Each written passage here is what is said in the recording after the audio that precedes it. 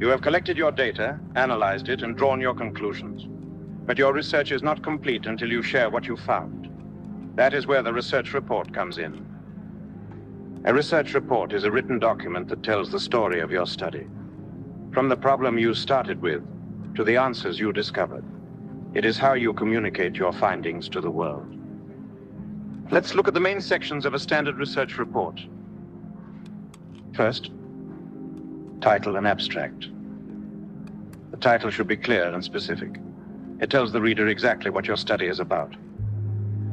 The abstract is a short summary of the entire report, usually 150 to 300 words. It covers the problem, methods, key findings, and conclusions.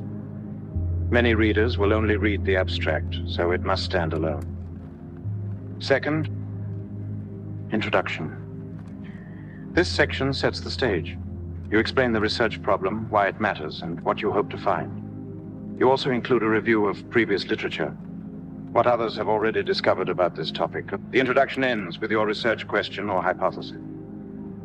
Third, methodology. This is where you describe exactly how you did your research. Who were your participants? How many? How did you select them? What tools did you use? How did you collect and analyze the data? The methodology section must be detailed enough that another researcher could replicate your study. Fourth, results. Here you present what you found. Use tables, graphs, and statistics if appropriate. Do not interpret the results yet. Just report them. Stick to the facts. What do the data say? Fifth, discussion.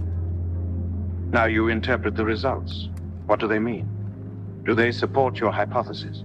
How do they compare with previous research? What are the limitations of your study? This is where you explain the significance of your findings. 6. Conclusion and recommendations.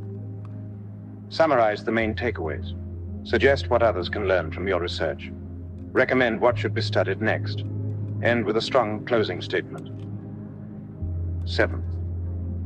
References and appendices. List every source you cited in the report.